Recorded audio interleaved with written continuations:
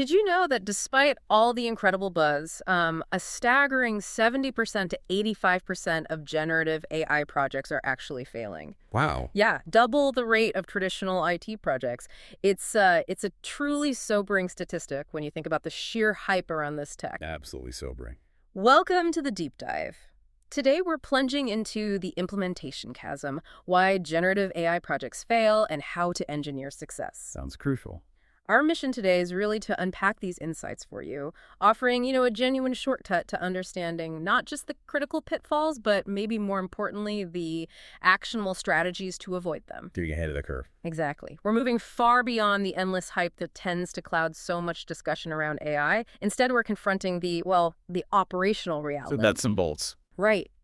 We want to equip you with the knowledge to navigate this complex yet incredibly promising landscape. We've distilled key insights from an exhaustive analysis, drawing from tons of industry reports, academic studies, and some really illuminating real-world case studies to provide a truly holistic, grounded view. So not just theory, real-world stuff. Definitely. So, okay, let's unpack this. It sounds daunting, a high failure rate like that, but understanding why these projects consistently fall short is truly the first, most crucial step to, mastering this incredible technology. It absolutely is. Yeah. The numbers alone should give anyone pause, really, but I believe they also offer a powerful, somewhat painful opportunity for learning. Painful but necessary learning. Exactly. This isn't just about identifying problems. It's about discerning the underlying patterns. And from those patterns, building a robust, predictable path forward for future AI initiatives. And when we talk about quantifying this crisis, the statistics really do paint a sobering picture, don't they? That 70% to 85% failure rate for AI projects, it's not just a number plucked from thin air. No, it's stark. It's a direct and stark contrast to the, 40% rate we typically see in traditional IT endeavors. What's even more concerning, maybe, is that this problem appears to be worsening, not getting better. Yeah, that S&P Global report was eye-opening. Right. It found that the share of companies abandoning most of their AI initiatives jumped from, 17% in the previous year to a staggering 42% in just 1 year. 42%. That's a huge leap. It suggests, a real sense of disillusionment setting in, maybe. It certainly seems like it. What's fascinating here, or maybe concerning, is how these aren't isolated incidents. It's not just bad luck striking a few companies. Right. When you observe such a consistently high and rapidly increasing rate of failure, it's a clear, unmistakable indicator of a systemic crisis in implementation. This isn't a minor hiccup in a few projects that just didn't get off the ground. It represents a significant ongoing drain on precious corporate resources, a profound loss of potential competitive advantage, and, frankly, a very loud signal that the current approaches to adopting and integrating AI are broadly insufficient. We're still figuring out the playbook, essentially. We really are. Still early days in many respects. And it makes you wonder, what does failure even mean in this context? Is it as simple as a project being formally canceled, shut down? Or is there a much broader, more nuanced understanding we need to have here? You've hit on a critical point there. The term failure in the realm of AI extends far, far beyond just a formal, executive-mandated cancellation. Okay. It truly encompasses a wide spectrum of underperformance, each with its own unique nuances and, crucially, its own distinct set of implications. Grasping this broader, more sophisticated definition is absolutely crucial for any organization hoping to prevent these outcomes in the future. So if it's not just a flat-out cancellation, what are some of these more nuanced ways projects can stumble or just, fail to achieve their promise? Well, one of the most pervasive forms is what we've termed stagnation in pilot purgatory. Pilot purgatory. I like that. Yeah, it's where projects get stuck, often indefinitely, in an endless proof of concept or PC stage. They just never quite transition out of that experimental phase into a production-ready system that delivers tangible, consistent business value. Just spinning their wheels. Pretty much. And the data here is pretty striking and, frankly, quite disheartening. An estimated 85% of AI projects never manage to move beyond the POC stage. 85%? Yeah. And even more telling, nearly half, specifically 46% of POCs, are scrapped entirely before they ever even get a chance to reach production. Wow. It's like building a beautiful prototype car that, never leaves the garage. Looks great, but goes nowhere. That's a huge investment of time, resources, and often significant money just to have something sit on a shelf. Or maybe demonstrate some clever technical capability about it. Exactly. It works in a lab environment, perhaps. But it doesn't do anything meaningful for the business, right? Precisely.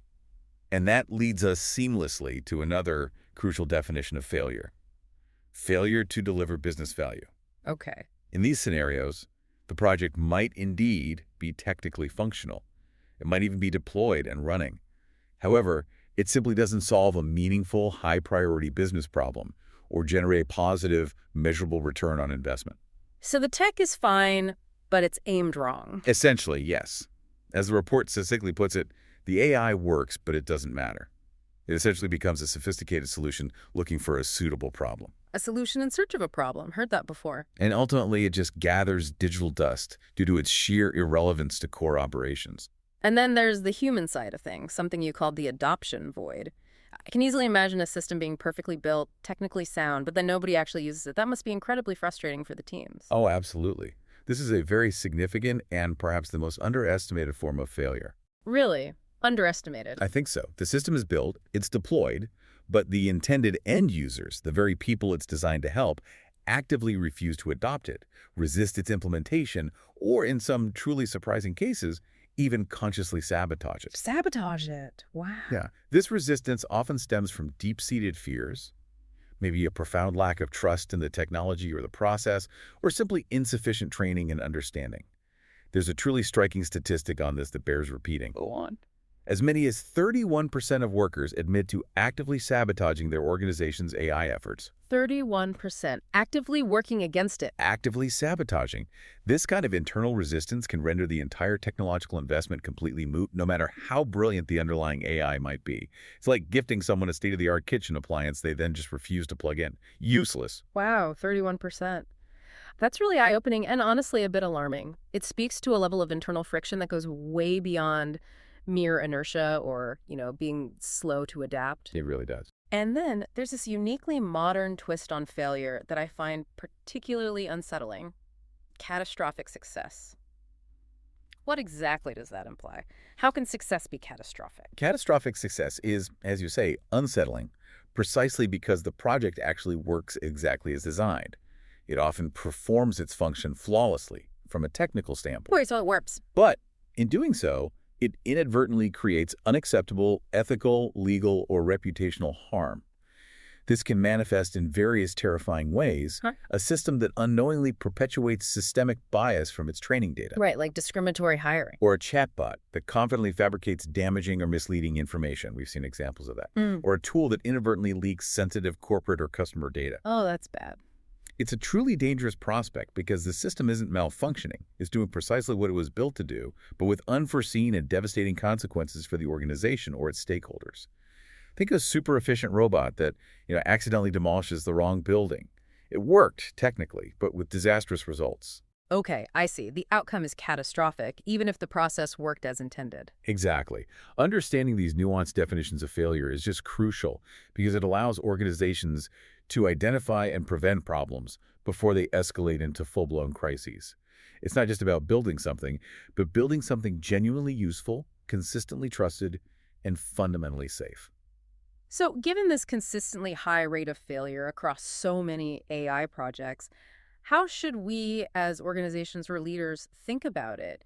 Is it simply a sign of incompetence, or is there maybe a different, more constructive lens through which to view these widespread setbacks? That's a really important question for leaders especially. It's vital, I think, to frame this not purely as incompetence, but rather as an innovation tax. An innovation tax. Explain that. Well, for a technology as experimental, as rapidly evolving, and as profoundly transformative as generative AI, a certain level of failure is, quite frankly, an unavoidable and integral part of the learning process. Okay, so it's the cost of doing business on the cutting edge. In a way, yes. Each failure, if it's meticulously analyzed and truly understood, provides invaluable insights. It effectively moves the organization up a very steep learning curve. The strategic imperative for leadership isn't to somehow avoid this tax entirely. That's probably unrealistic. Right. But it's to minimize its impact by learning to fail fast, failing intelligently and critically, building an organizational culture and infrastructure that systematically learns from its missteps, institutionalizing those lessons for future success. This fundamental shift in mindset is absolutely key to navigating this thrilling yet challenging new frontier. Fail fast, fail smart, learn the lesson. Okay. So what's causing this widespread underperformance that's leading to such a hefty innovation tax? Our deep dive reveals, 5 interconnected domains where projects consistently go wrong. It's like finding the common weak points across many different structures. Exactly. 5 key areas. Let's start at the very beginning with strategy itself. Makes sense. That's often where the first cracks appear. Here's where it gets really interesting, I thought. What I found particularly insightful from our deep dive, and maybe most surprising, is how often GenAI projects trip up, not on the technology itself, but much, much earlier in the process. Way before the coding starts. Exactly. It truly starts with getting your aim right. Many GenAI failures happen before any tech is even touched, long before the first model is trained or a single line of code is written. They are often born from a strategic void, where initiatives are just untethered from core business reality. Driven by hype, maybe? Driven by pure market hype, yeah, and set up for failure by a fundamental lack of clear direction and leadership. That's precisely right. These foundational strategic errors create a cascading series of problems downstream that even the most brilliant technical execution cannot overcome later on. Like building on shaky ground. It's like trying to build a magnificent skyscraper on quicksand. The foundation simply isn't there to support it, no matter how well you build the upper floors. So let's talk about misaligned objectives. Solving the wrong problem. It sounds so basic, doesn't it? Almost like a 101 level business principle, yet it seems to be an overwhelmingly prevalent issue in AI. It truly is the single most prevalent reason for failure, and ironically, often the most frustrating one. Because the AI technology itself doesn't typically fail in these cases. The model works? Often, yeah. It often performs its task correctly, achieving high accuracy or generating fluent text. But it's solving the wrong problem, rendering it utterly irrelevant to the actual business needs. Can you give an example? Sure. Consider a hypothetical example. A large retail brand that launched an ambitious AI pilot with the broad goal to, say, explore personalization. Okay. Vague goal. Okay. Vague goal. And as a result, they developed a technically impressive, highly accurate recommendation engine. But what they really needed, their biggest operational bottleneck, was actually far more mundane. Optimizing inventory management to reduce stockouts and overstock. So the fancy recommendation engine didn't help with stock? Not at all. The recommendation engine project, despite its technical success, didn't address the core issue impacting their bottom line and was ultimately shelved. Worthless to them, really. That makes perfect sense. It's like having a super fast, state-of-the-art race car when you desperately need a truck to move heavy loads. The car is impressive, yes, but utterly useless for the real problem at hand. Exactly. And this often stems from AI projects being isolated in IT departments or data science labs, rather than being truly co-owned and deeply integrated with business leadership. Ah, the classic silo problem. All right. The engineering team might understandably focus on model accuracy or technical sophistication, the cool tech stuff, while the executives and line of business managers care profoundly about tangible revenue impact, cost reduction, or customer satisfaction. Different definitions of success. Completely. When these definitions of success aren't unified and explicitly aligned from the very outset, the project is almost destined to disappoint somebody, probably the business side. And if misaligned objectives are a problem, then vague problem definitions must be, as you put it, a prompt for chaos, preventing any real focus or progress. Absolutely. An ambiguous ambition, such as use GenAI for customer support, is simply not a problem statement. It's a wish. It's too broad, too ill-defined. Not actionable. Not actionable at all. Such a vague goal invites wasted time, misallocated resources, and ultimately a painful failure to launch. And this ambiguity spreads rapidly throughout the project lifecycle. Data requirements become unclear and constantly shifting. Moving targets. Exactly. Evaluation metrics are ill-defined and frequently move the goalposts. Scope creep becomes rampant and unchecked. And crucially, stakeholder confidence erodes with every pivot and false start. Can you give an example of that? Sure. Think about a fintech company that set out to build an NLP model to gain insights from customer feedback. Okay, Bain Insights, another vague one. Right. The model worked, technically. It performed well at accurately classifying sentiment and identifying keywords. But since no one had precisely defined what those insights were actually for, were they for product development, support agent training, Refining pricing strategy? Nobody knew what to do with the insights. Precisely. No actionable steps were ever taken. The model worked, but it solved nothing of tangible business value. That sounds like a classic case of a solution desperately looking for a problem again.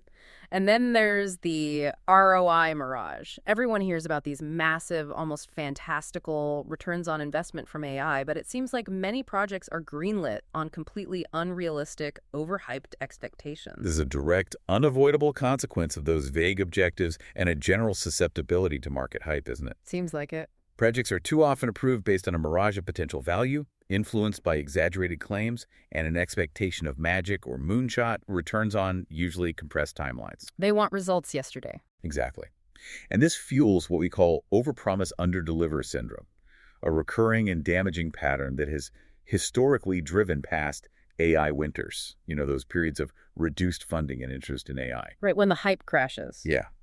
When actual performance inevitably falls short of these inflated expectations, leadership confidence erodes rapidly, jeopardizing not just the current project, but future AI investment across the entire organization. I can certainly see that, especially when you factor in the often hidden costs. It's not just about the initial development, is it? The sticker price. Oh, far from it. That's a common and costly miscalculation.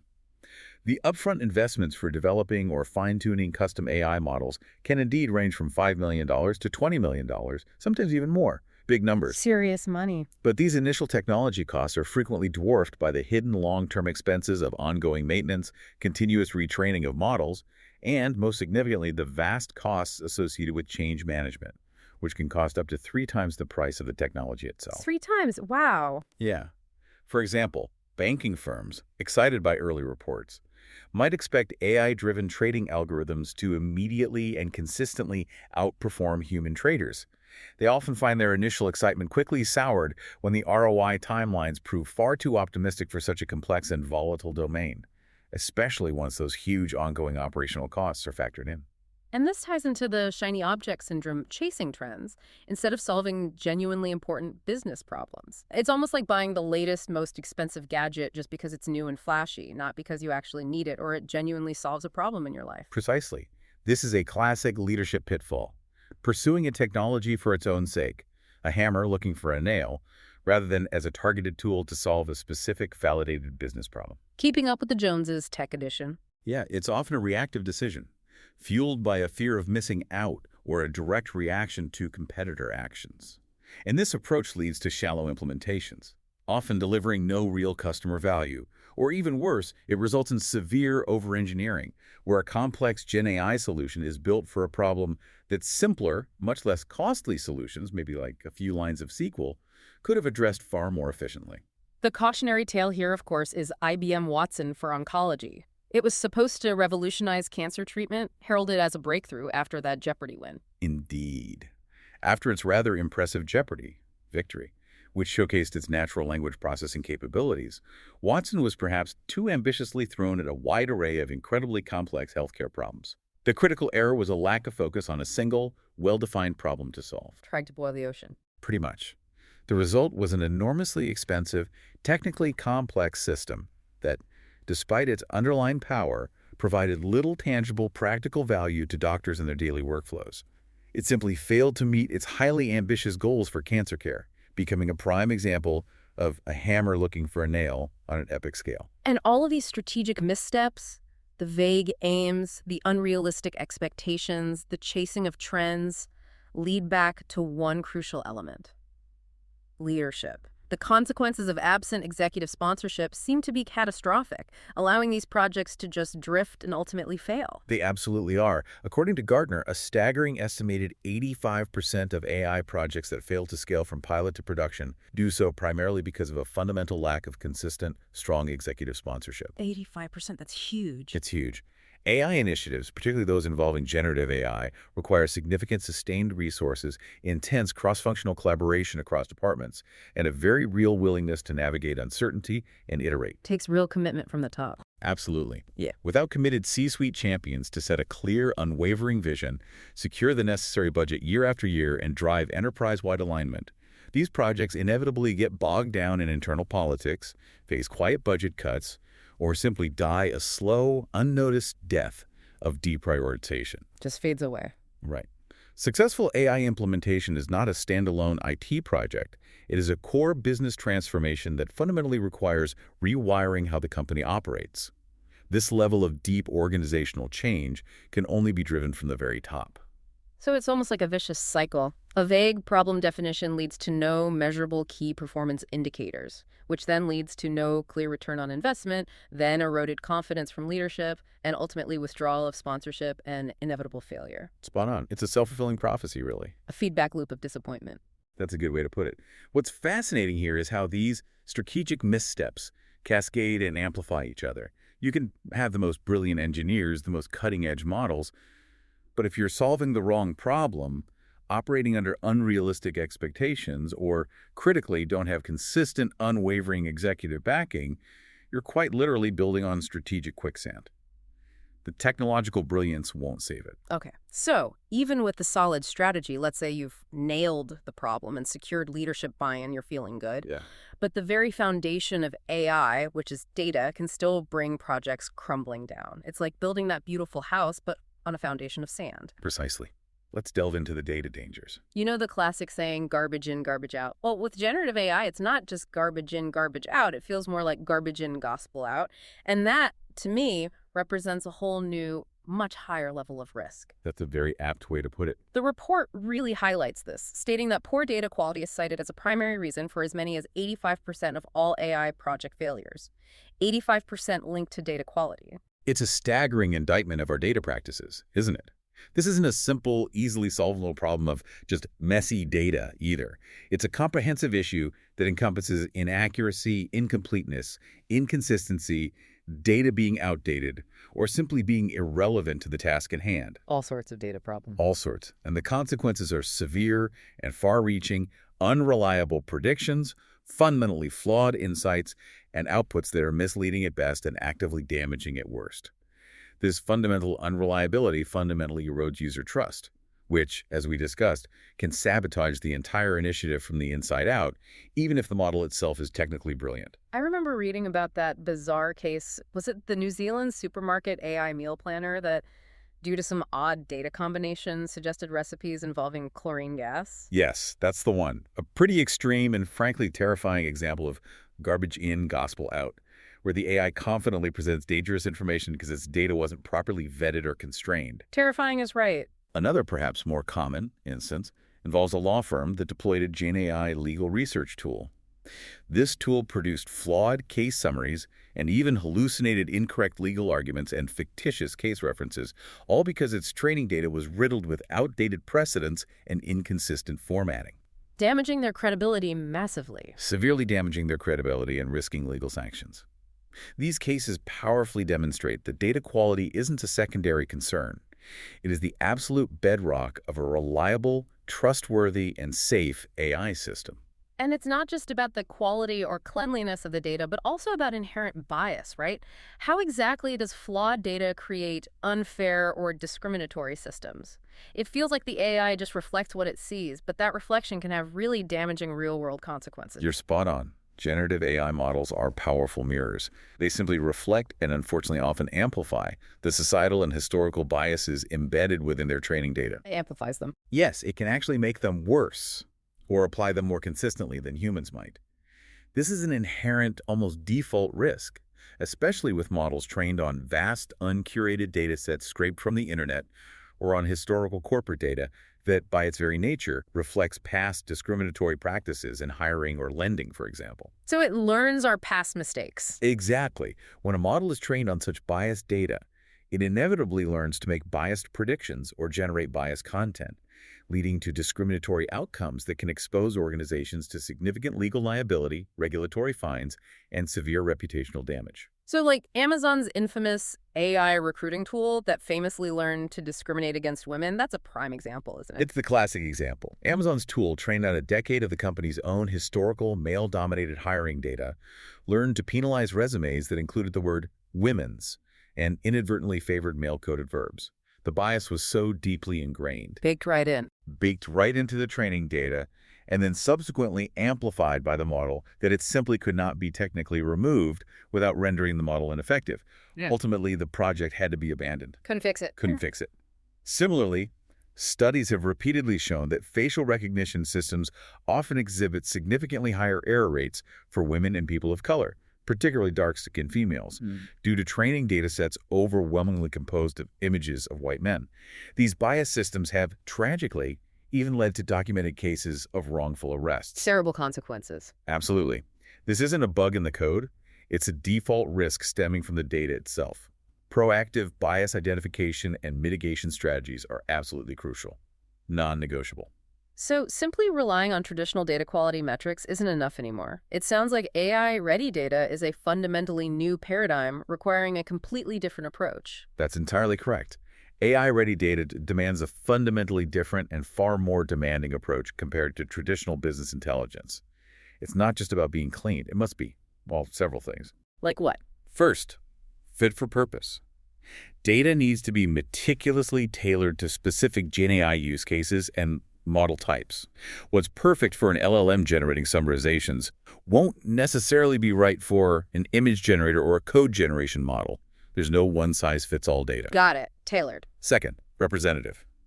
It must accurately reflect real-world distributions, complexities, and crucially, even include outliers to train the model on how to handle exceptions gracefully, not just the common scenarios. Reflect reality, warts and all. Exactly. Third, dynamic and iterative. AI data architectures must be designed for continuous management, constant updates, and iterative refinement as model performance is monitored and needs evolve. It's a living pipeline, not a static snapshot you create once. Always changing. And fourth, governed for new risks. Data must be managed with an acute awareness of evolving privacy regulations, novel security threats, and shifting ethical standards. Data that's perfectly usable and compliant today might be non-compliant or risky tomorrow. Okay, that makes sense. A whole new level of rigor needed. Definitely. And then there's what you call the triple threat: privacy, security, and compliance. GenAI's massive appetite for data, often scraping public information, really creates a big bullseye for malicious actors and regulatory scrutiny, doesn't it? It absolutely does. The sheer volume and diversity of data that generative AI models consume, both during training and inference, introduces significant new privacy, security, and compliance risks. Let's break those down. Privacy. For privacy, models can inadvertently memorize and then regenerate sensitive, personally identifiable information, PII, or protected health information, PHI, from their training data, a phenomenon we call data leakage. Spitting out private info. Potentially, yes. This often happens without informed consent and creates immense liability under laws like GDPR or IPEA. Okay, and security. On the security front, we're seeing novel attack vectors emerge. Things like prompt injection, where a malicious user crafts a prompt to trick the AI into revealing confidential data or executing unauthorized actions. Tricking the AI. Or model poisoning, where malicious data is intentionally inserted into the training set to compromise the model's integrity or introduce hidden backdoors. Very sneaky. Wow. Okay, and compliance. That sounds like a nightmare. It is indeed. Navigating that increasingly complex web of regulations, with things like GDPR already here and the EU AI Act looming, without robust proactive practices, can bring projects to a grinding halt and lead to severe financial and reputational penalties. So this really elevates the importance of data governance, doesn't it? Way beyond what it traditionally was. Massively. In the pre-AI era, data governance was often viewed as a somewhat dry back-office IT function, primarily focused on quality and efficiency. Now, because data inputs directly determine ethical outcomes, legal compliance, and an organization's brand reputation, It's strategic. it has become a core strategic business function, inextricably linked to comprehensive enterprise risk management. The chief data officer's role, for instance, becomes as critical and influential as the CFO's in managing overall enterprise risk. It's that important now. This truly raises an important question, then. If your data strategy isn't just about cleanliness anymore, but about being representative, dynamic, and governed for completely new types of risks, how much do organizations really understand the fundamental shift required? That's the million-dollar question, isn't it? This isn't just an IT problem anymore. It's a strategic, board-level business imperative that can impact everything from market cap to legal exposure. Precisely. The implications are profound, demanding a complete reevaluation of how organizations think about, manage, and leverage data, and critically, the organizational roles and skills responsible for it. It's a foundational change that many are still grappling with. So let's say you've somehow got your strategy locked down and you've built a pristine AI-ready data foundation. You're feeling good. But the journey from a clever prototype that wows everyone to a full-blown, robust system is still fraught with technical challenges. Many projects, even with those strong beginnings, fail right there in the technical execution. That's right. The technical hurdles are significant. You've got this brilliant AI demo that wows everyone in the boardroom. It performs beautifully in that controlled environment, showcasing its amazing potential. But the leap from that perfect, controlled setting to the messy, unpredictable reality of the real world, that's where many AI dreams, unfortunately, crash and burn. Absolutely. The report rightly calls this the post-to-production chasm, and it's a critical point of failure we see time and again. The chasm. Sounds ominous. It truly is. A successful proof of concept, while exciting, is often dangerously misleading because it's carefully controlled, environment clean, often hand-curated data, a limited number of users, no complex integration issues, masks the formidable challenges of real-world deployment. The real world is messy. The real world is a stormy sea of unpredictable user behavior, truly messy, dirty data, and complex system integration issues that can quickly sink a fragile prototype that was never designed for such rigors. So, organizations consistently underestimate the sheer engineering complexity involved in scaling AI. That's why that stat you mentioned, up to 87% of projects get stranded in pilot purgatory, perpetually stuck in that experimental phase. Exactly. This chasm exists because a successful PPC is, at its heart, just a model, whereas a production AI system is an entire operational life cycle. It requires mature MLOps machine learning operations capabilities. MLOps, let's unpack that a bit. It's more than just deploying the model, right? Oh, much more. These aren't just buzzwords. They represent a fundamental shift. In traditional software, continuous integration and delivery, CI/CD, focuses on automating the building and deployment of code. But with AI, MLOps expands that to include automated data pipelines, ensuring fresh, clean data constantly feeds your model, not just once, but perpetually. Keeping the data flowing. Right. Model versioning becomes critical, like Git for your AI, so you can track every iteration as it learns and evolves. And unlike static software, AI models inherently drift. Their performance degrades as real-world data and user behavior change. They get stale.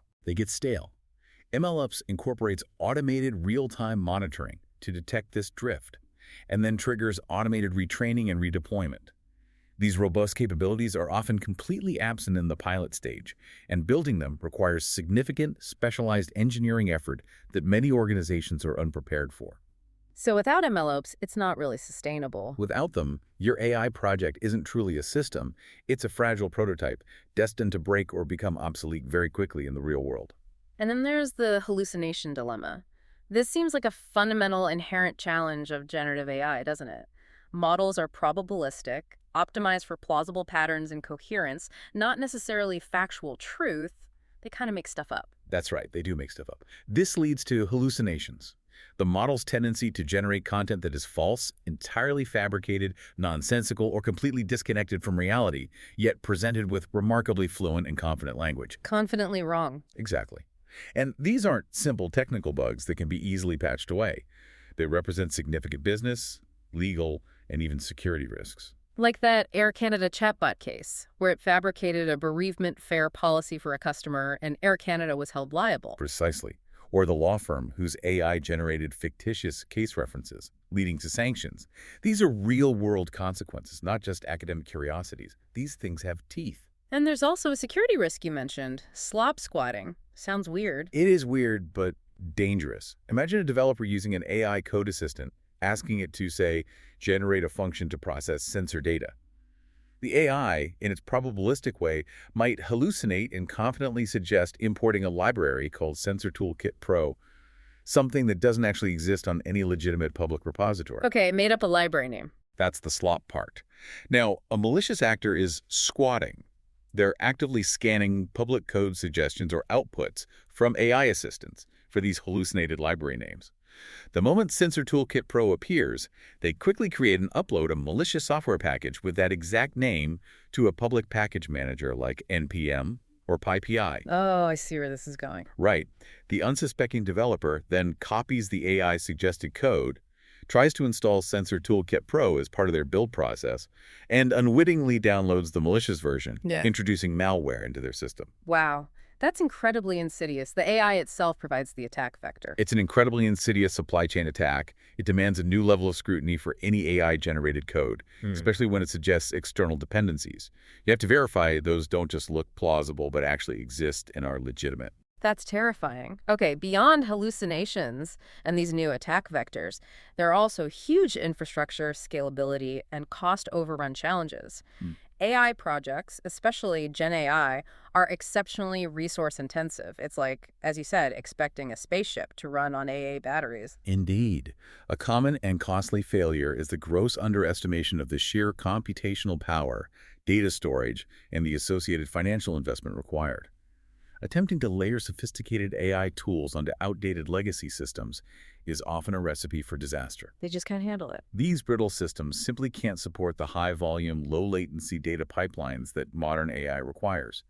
And even with modern infrastructure, a model that performs beautifully in a small pilot environment can buckle completely under the load of production-level traffic from thousands or even millions of users. Leading to slow responses, bad user experience. Exactly. High latency, slow response times, and ultimately a poor user experience that drives people away. And then the ongoing costs must just spiral out of control sometimes, those paper token models. Absolutely. The paper token pricing model of many commercial APIs can lead to unexpected and spiraling costs as usage grows, often without warning. Furthermore, the ongoing operational costs for monitoring the model's performance, maintaining the underlying infrastructure, and especially the frequent retraining of models can be as much as or even more than the initial development cost. More than the initial cost, just to keep it running. Potentially, yes, over time.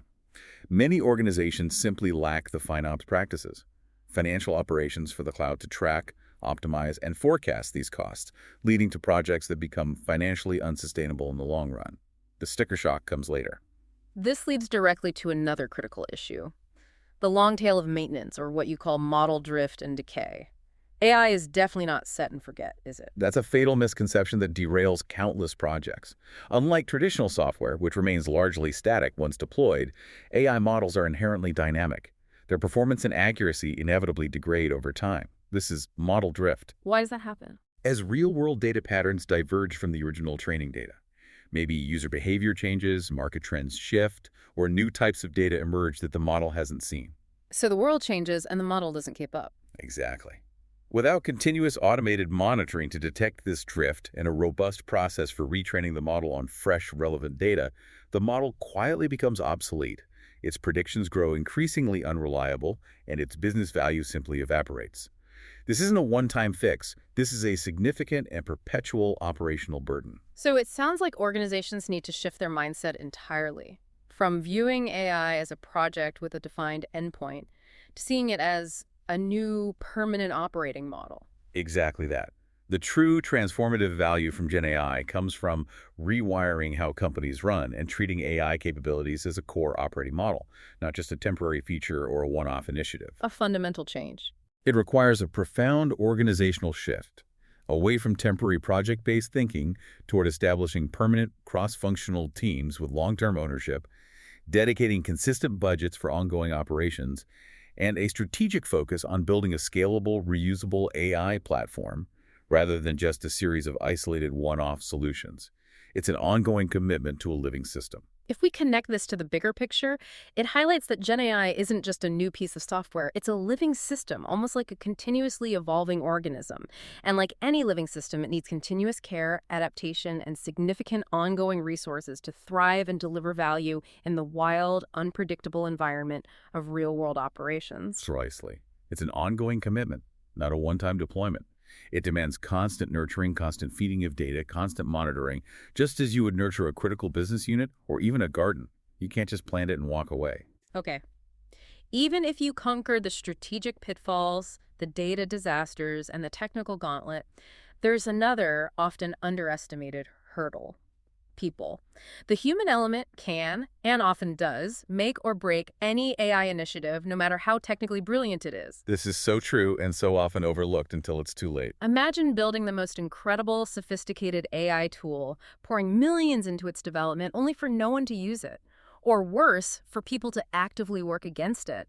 That's the harsh reality when you don't comprehensively address the human side of the equation. It happens all the time. A fundamental, pervasive barrier to AI adoption seems to be this deep-seated lack of trust from the very users it's designed to serve. Indeed.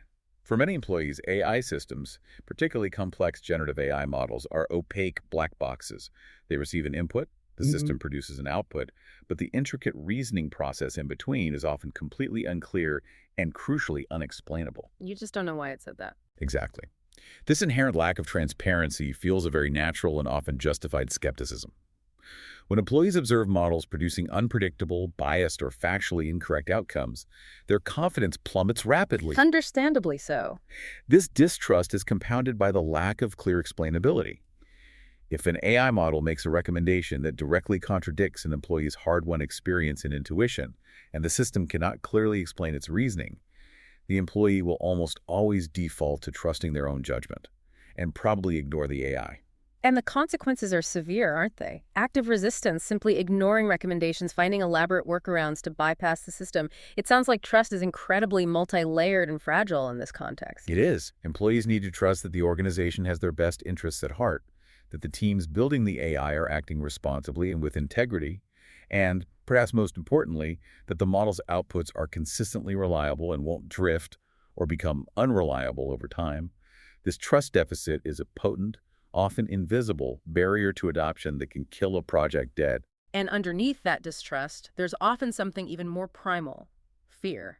Fear of job displacement seems to be the most salient emotion. It's a very real concern for many workers, isn't it? Absolutely.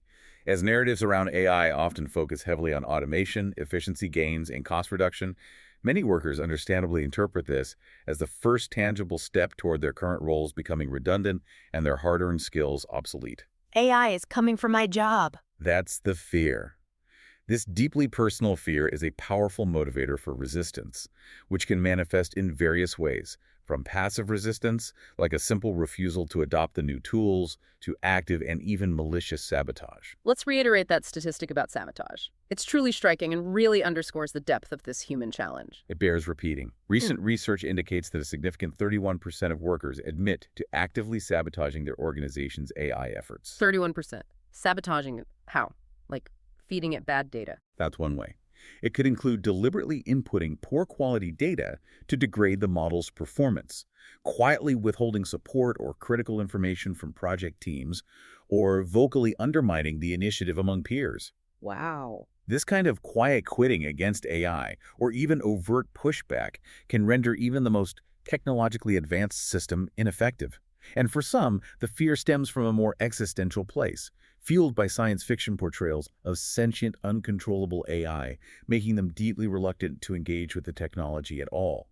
It's a complex psychological landscape we're navigating. And then there's the very practical roadblock, the pervasive skills gap and a broader lack of fundamental AI literacy across the organization. It's a double-edged sword, isn't it? Not enough experts and not enough general understanding. It is a dual challenge, absolutely. On one hand, there's the well-documented scarcity of high-end talent, like expert data scientists and machine learning engineers needed to build these systems. But arguably, a more widespread and insidious problem is the broader lack of foundational AI understanding among the workforce as a whole. People just don't get it. Largely, yes. Studies reveal a massive gap, with 68% of companies reporting a moderate to extreme AI skills gap. Business users, line managers, and even senior leaders often lack basic literacy in what AI can and cannot realistically do, how models are trained, what their inherent limitations are, and how to effectively interact with them. And this fuels the fear and distrust. Exactly. This lack of understanding directly causes unrealistic expectations, both positive and negative, fuels distrust, and significantly increases resistance to adoption. If employees don't understand how AI benefits them or even how it fundamentally works, they're far more likely to resist it. So many organizations are essentially creating a change management catastrophe. They treat AI deployment as a simple tech rollout, like installing new software, ignoring the profound human and process changes it demands. They invest millions in the models, but practically nothing in the people. Exactly. This is a fatal mistake and incredibly common. They invest millions in developing a sophisticated AI model, but tragically fail to invest a commensurate amount in strategically managing the human side of the transformation. And this isn't just an AI problem, right? Change management is hard anyway. It is. This, in fact, is a primary reason why up to 70% of all major corporate change programs fail, irrespective of AI. It's due to employee pushback and insufficient management support. Deploying new AI tools without fundamentally redesigning workflows, providing comprehensive and ongoing training, or adequately preparing teams for entirely new ways of working inevitably leads to widespread confusion, intense frustration, and outright resistance, resulting in underperformance. So the shiny new AI tool just sits there unused. A powerful AI tool dropped into an unprepared, disengaged organization will simply not be adopted, and therefore will not deliver value, period. So what you're really saying is that AI adoption isn't primarily a technology problem, despite all the technical complexity we've discussed. It's fundamentally a leadership and cultural challenge. That's the core, profound message. The ultimate responsibility for success shifts from IT to executive leadership, HR, and line of business managers. It's about augmentation, not just automation, and clear, empathetic communication is paramount. That's it, precisely. It absolutely requires a thoughtful, human-centric change management strategy that deeply embeds AI capabilities directly into existing workflows, proactively redesigns roles and processes in genuine collaboration with employees, and provides continuous engagement and support. An organization that invests millions in a sophisticated AI model without a parallel strategic investment in robust change management is, quite simply, planning for failure. It's setting itself up to be part of that 70–85% statistic. Okay. Finally, the fifth domain. A significant yet often overlooked domain of failure is governance. Without proper guardrails, oversight, and a clear ethical compass, organizations can easily stumble into a legal and ethical minefield that can cause catastrophic damage. Absolutely. This is the domain of unseen risk that can suddenly explode. We're truly in uncharted waters with generative AI, aren't we? And many organizations seem to be sailing forward without a clear map, exposing themselves to unprecedented risks that traditional rulebooks simply don't cover. One of the most complex and currently unsettled legal challenges revolves squarely around intellectual property. This is indeed a massive quagmire, a true legal Wild West. The existing legal frameworks governing copyright and ownership were created long before the advent of machine-generated works, leaving companies navigating a truly precarious legal landscape. So what are the main IP risks? There are two critical IP risks here, really. The first is infringement risk. Large generative models are trained on vast, often undifferentiated amounts of scraped material from the internet, much of which is copyrighted. They just hoovered it all up. Pretty much. Yeah. When the model's output, whether it's text, images, or code, is substantially similar to copyrighted material it was trained on, the deploying company can be held liable for infringement. We're already seeing a massive wave of high-profile lawsuits from artists, authors, and media companies pushing back against this. So you could be liable for copyright infringement just by using a model that was trained on copyrighted data, even if you didn't directly copy anything yourself. That's huge. It's a huge potential liability, yes. And the second risk. What's the second risk? The second is asset risk, and it's equally concerning, maybe more so for some businesses. If a company invests heavily in creating its own content with generative AI, whether it's marketing copy, unique designs, or even custom code, it may discover that it has no protectable intellectual property rights over those creations. Wait, you create something with AI and you don't own it? Potentially, yes. The U.S. Copyright Office, for example, has repeatedly ruled that works generated predominantly by AI without a sufficient level of original human authorship cannot be copyrighted.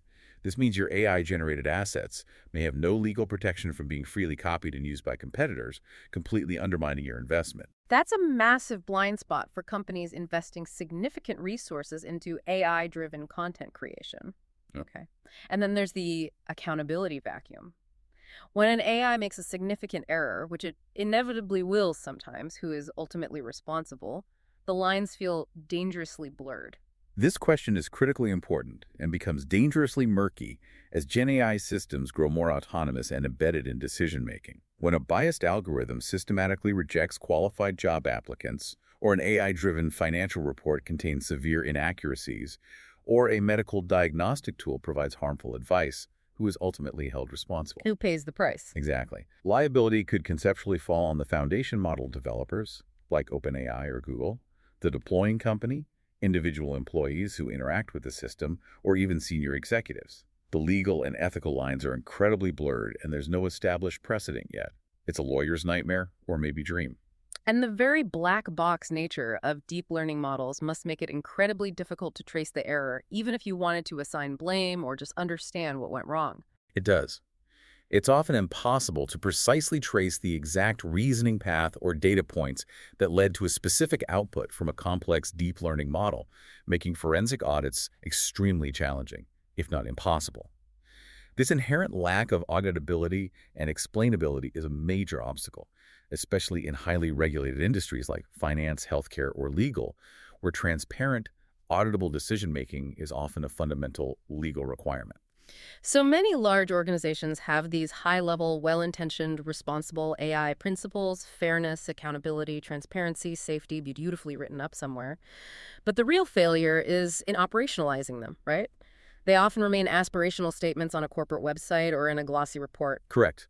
There's a critical, often vast gap between the articulation of these high-level principles and their practical operationalization within real-world projects. Governance is often reactive. Exactly. Seen primarily as a bureaucratic bottleneck, handled by siloed legal or compliance teams, brought in only at the very end of a project, usually when something's gone wrong, or just before launch.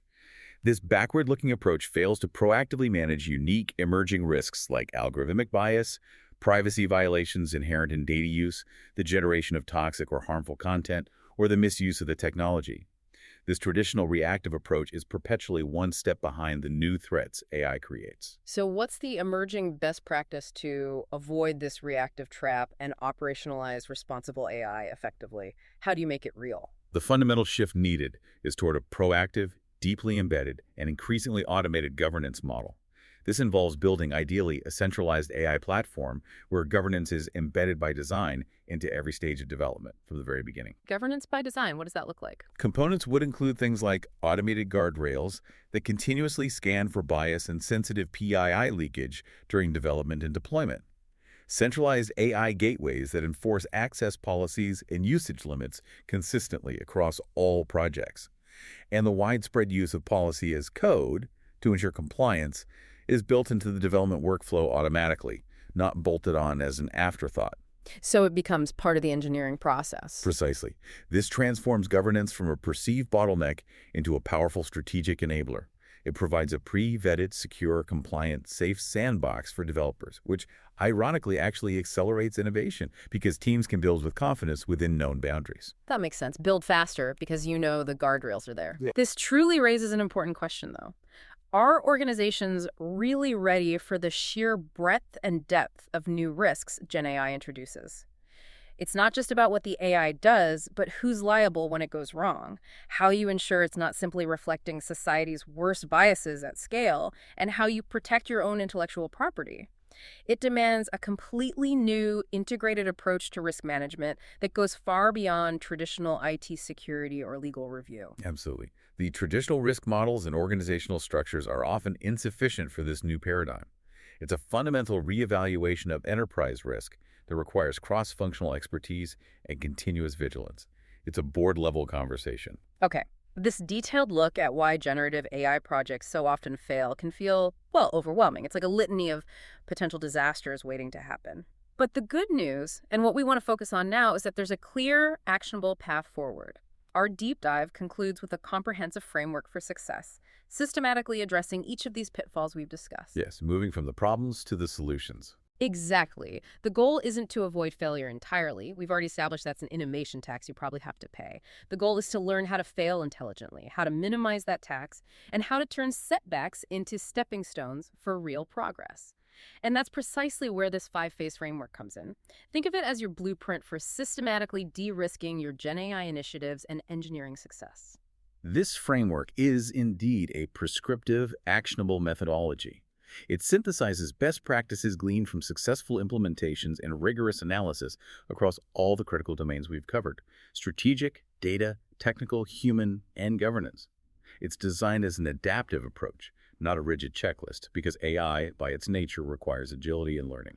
Okay, let's dive into phase 1, strategic foundation aim before firing. What's the core idea here, and why is it so critical to start here? Seems obvious, but clearly overlooked often. It is often overlooked. The foundation of any successful GenAI initiative is an undeniably clear and compelling strategic rationale.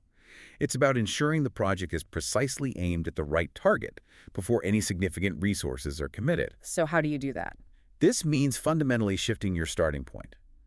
Always define business-centric objectives first. Begin with a well-defined, high-priority business problem, not with the technology itself. Anchor every AI initiative to a clear strategic goal that resonates throughout the organization, whether it's improving operational efficiency, enhancing customer experience, or driving new revenue streams. And make it measurable. Critically, yes, define success in measurable business terms before any technical work even begins. For example, instead of implement AI for customer support, specify reduce customer ticket triage time by 30% within 6 months, or increase online conversion rate by 5% through AI-powered recommendations, something concrete. That immediately makes it tangible and measurable, rather than just aspirational. Okay, then prioritizing high-value, well-scoped use cases within that strategic framework. Yes. Not all potential use cases are created equal, and trying to boil the ocean is a guaranteed recipe for failure. Organizations must use a rigorous value versus feasibility matrix. Value versus feasibility. Classic grid. Exactly. Use it to carefully evaluate and prioritize potential projects, focusing intensely on those with the highest potential business value and critically manageable risk. It's almost always better to start small. Start small, win fast. Focus on quick wins with smaller, well-scoped pilots. These early successes not only build organizational momentum and demonstrate tangible value, but they also secure the crucial buy-in and confidence needed for larger, more ambitious implementations down the line. Build credibility. And of course, securing executive sponsorship is non-negotiable, something we highlighted as a major failure point earlier. That has to be in this phase. Absolutely. Phase 1, non-negotiable. No significant AI project, especially one that demands cross-functional change, can succeed without committed and highly visible sponsorship from the C-suite. It must be championed by executive leaders and co-owned by both business and IT departments. This top-down commitment ensures the initiative receives the necessary strategic direction, consistent resources, and critical cross-functional support to overcome inevitable internal obstacles and political friction. And setting realistic expectations. Finally, yes. Establishing realistic ROI and timelines is paramount. Acknowledge upfront that GenAI is still experimental, with inherent uncertainties. Set clear, quantifiable KPIs from the outset, encompassing both business metrics like actual cost savings, revenue lift, or customer satisfaction scores, and technical metrics like model accuracy, latency, or uptime for a shared, unambiguous definition of success. Manage expectations rigorously, internally and externally. Okay, phase 1, strategy sorted. Moving to phase 2, data readiness and governance building the foundation. This is all about the bedrock of AI, which we know can be incredibly fragile if not handled right. Correct. Data truly is the lifeblood of generative AI. So this phase is foundational. It begins with a comprehensive, painstaking data audit. Really digging into the data you have. Meticulously assess the quality, completeness, consistency, availability, and crucially, potential biases of all relevant data sources. You need to know what you're working with. This is foundational. Then, implement a robust data governance framework with clear ownership assigned to data stewards across the organization. Clear roles and responsibilities. Yes. This includes rigorous processes for data collection, cleaning, labeling, and continuous validation. A centralized metadata system for lineage and common understanding of data assets is critical. This entire effort is the non-negotiable foundation of trustworthy, reliable AI. You can't skimp here. And engineering for privacy and security by design, not just as a compliance afterthought bolted on at the very end. That was a key point in the failure section. Yes. This is a profound shift from traditional approaches. Privacy and security must be integrated from the very start of the design and development process, baked into the architecture. Implement strong security measures like comprehensive encryption, strict access controls, and regular vulnerability assessments.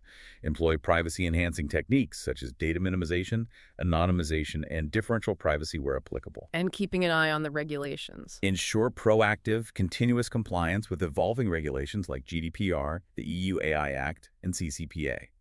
This also means proactively mitigating bias.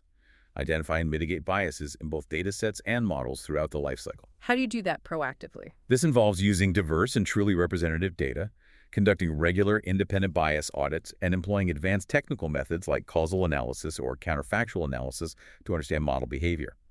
Critically, involve diverse stakeholders in data review to identify blind spots that engineers alone might miss. Get different eyes on it. Okay, that makes sense. Now, phase 3. agile and iterative development from pilot to platform. This sounds like getting the technical side right, but with a crucial understanding that AI development is different from traditional software. This phase directly addresses the technical challenges of moving from that fragile, often ad hoc prototype to a robust, production-grade system. The first step is to adopt an iterative, agile methodology for AI development. Agile for AI. Yes, because AI is inherently experimental and requires constant learning. Embrace short development cycles, frequent testing, and continuous feedback loops. Be prepared to adapt quickly and refine iteratively based on what you learn, and plan for the full MLOps lifecycle from day one. Don't wait until you're ready to deploy. Thinking about operations from the start. Absolutely. This goes far beyond just model building. You must plan for the entire operational lifecycle, which includes MLOps infrastructure for automated data pipelines, rigorous model versioning, continuous integration, and continuous deployment, CI/CD, specifically for ML, robust production deployment strategies, and critically, ongoing monitoring and maintenance. Think about day 2 before day 1. So design a composable, scalable architecture to avoid vendor lock-in and ensure flexibility for future changes or different models. Build for the future. Exactly. Avoid monolithic proprietary systems. Instead, use modular components, standardized APIs, and open-source frameworks where appropriate for greater integration flexibility and the ability to swap models or providers as needs evolve. Crucially, design for production scale from day 1, anticipating user load and data volume to prevent performance failures and costly re-architecting later. And test. And finally, conduct rigorous real-world testing. Never, ever mistake a polished demo for a production-ready system. Subject the AI to extensive testing in real-world or highly simulated scenarios, covering performance, load capacity, security vulnerabilities, diverse inputs, and those tricky edge cases. A staged rollout, perhaps starting with a limited beta group, can help uncover flaws and gather invaluable feedback before a wider release. Kick the tires properly. Okay. Next, phase 4, human-centric adoption, empowering the organization. This addresses the significant human element we discussed earlier, which can be the undoing of even technically brilliant AI if ignored. This is absolutely critical and often the most neglected area, sadly. Yeah. Organizations must develop a comprehensive change management plan. Treat AI adoption not as a simple tech rollout, but as a major cultural and operational transformation that will profoundly impact people's roles and workflows. So what's in that plan? This means addressing communication strategies, providing robust training programs, proactively redesigning workflows, and ensuring consistent stakeholder engagement at every level. Then empower through education and upskilling. Invest proactively in AI literacy programs for all employees to demystify the technology, reduce fear, and foster understanding. Help people get AI. Right. Provide targeted reskilling and continuous training for those most impacted, helping them see AI as career-enhancing, not job-threatening, as a tool to augment their capabilities, not replace them. And involve users as co-creation partners. That must be key to overcoming resistance and building true buy-in, right? Making them part of the solution. It is one of the most effective strategies to transform potential resistance into enthusiastic adoption. Engage end users early and often throughout the entire process, from identifying initial use cases to collaboratively designing new workflows and testing prototypes. When employees are treated as partners in the creation and implementation of AI, they gain a sense of ownership, become invested in its success, and organically transform into advocates. Turn resistors into champions. Ideally, yes. And always communicate transparently and build trust. Foster open, honest communication about AI capabilities, its inherent limitations, and the ethical guardrails in place. Position AI not as a replacement, but as a powerful tool to augment human potential, freeing them from mundane, repetitive tasks to focus on more creative, strategic, and inherently human work. This narrative shift is crucial for cultural acceptance. Tell the right story. Okay, phase 4 focuses on the people. Finally, phase 5, continuous measurement and optimization, closing the loop. Because AI, unlike traditional software, isn't done when it's deployed. It's always learning, always evolving, and always requiring attention. Precisely. Success in generative AI is not a static endpoint. It's an ongoing journey of refinement and adaptation. You need to implement a multidimensional KPI framework. Move beyond just traditional technical model performance metrics like accuracy. Accuracy isn't enough. It's important, but it often doesn't tell the full story of business value. Adopt a multidimensional approach covering several areas. Like what kind of areas? Well, first, model quality.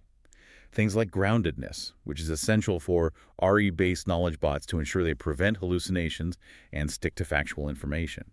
Also, a safety score, critical for customer-facing applications to ensure harmlessness. And user feedback mechanisms like simple thumbs up down for immediate satisfaction. Okay, model quality. What else? Second, system quality. Metrics like uptime and error rate for reliability, model latency for user experience in real-time apps, and GPU-TPU utilization for crucial cost control. Are you burning too much compute? System health and cost. Got it. Third, business operations. Things like call chat containment rate and average handle time for customer service automation, return on ad spend for marketing value, and time saved for employee productivity improvements. Real operational impacts. Fourth. User adoption. Track adoption rate and frequency of use to see if the tool is actually gaining traction and becoming a part of daily workflows or people using it. And finally, the big one. Fifth, business value, ROI. The ultimate measure. Tangible cost reduction, for example, in headcount or operational expenses, a measurable lift in customer satisfaction, CSAT NPS, and quantifiable revenue per visit or transaction in e-commerce, the bottom line impact. So a really broad set of metrics, not just technical ones, and then continuous monitoring and feedback loops to keep iterating based on those metrics. Absolutely. Establish automated processes for ongoing, real-time monitoring of model performance to detect drift, system health, operational costs, and user satisfaction. Implement robust user feedback mechanisms like those simple thumbs-up-down buttons, as these create powerful, continuous loops for improvement and allow the model to learn from user interactions. And for larger organizations. For organizations truly serious about scaling AI across the enterprise, create a Center of Excellence, COE.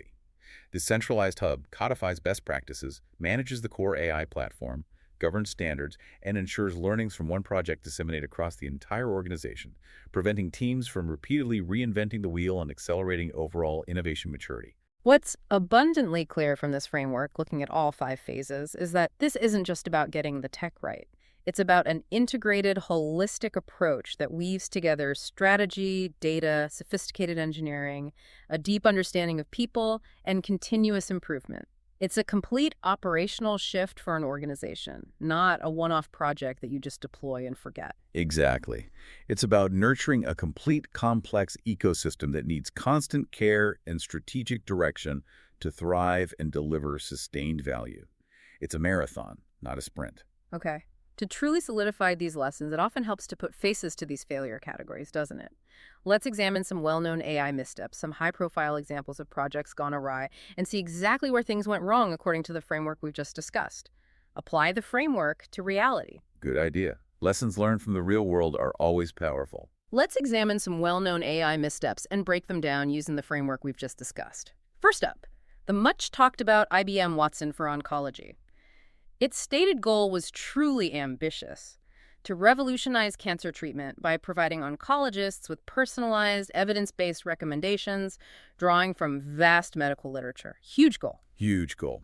The primary root cause of failure for Watson for oncology was overwhelmingly strategic going back to phase 1. It suffered from a profoundly vague problem definition, essentially being a hammer looking for a nail, or perhaps many nails all at once. It wasn't focused on a single, well-defined clinical problem with clear success metrics. Strategic misalignment right from the start. Big time.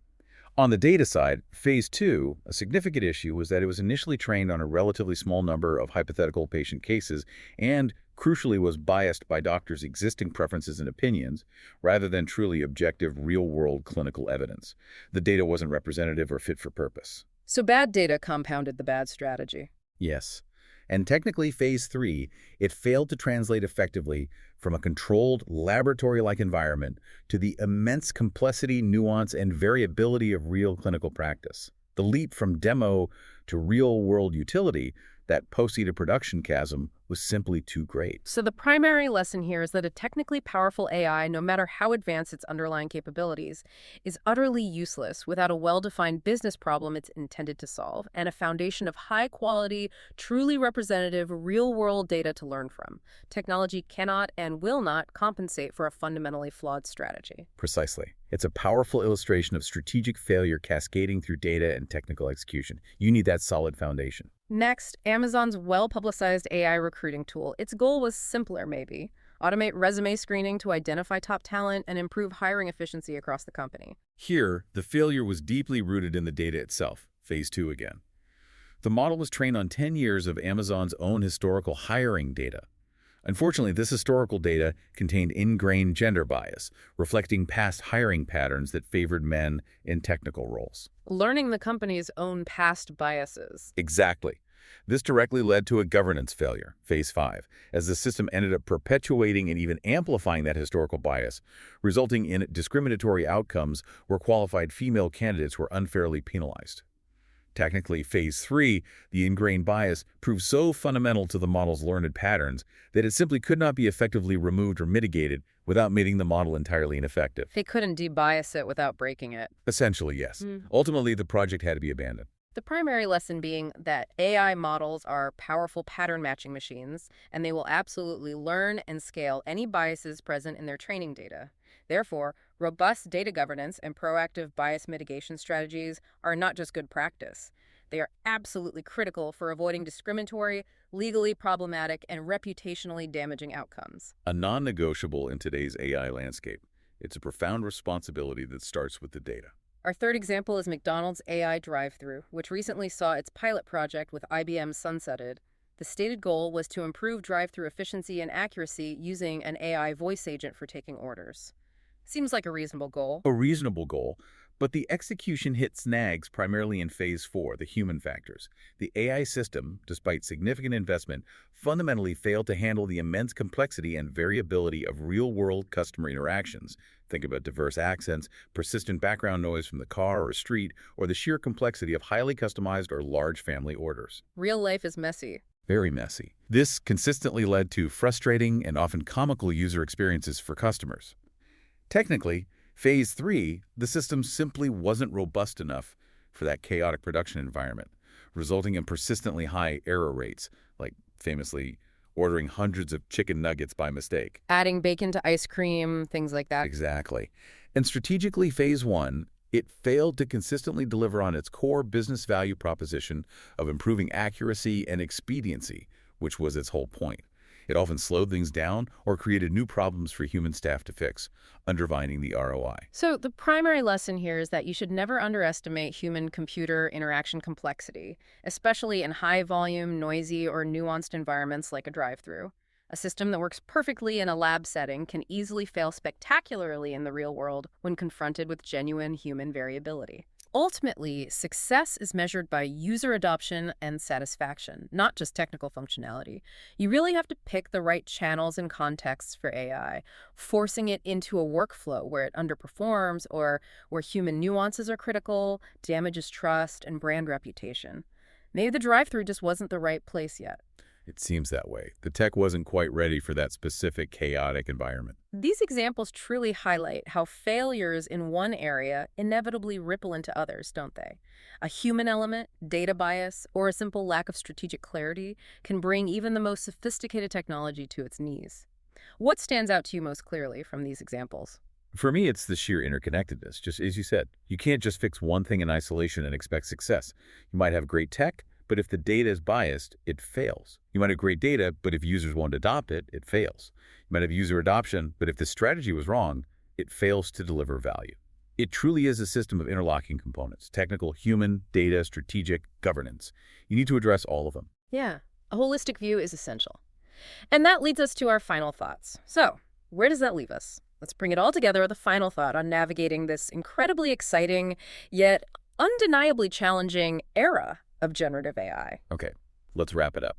We've covered a substantial amount of ground today. The core message that emerges from our deep dive is clear.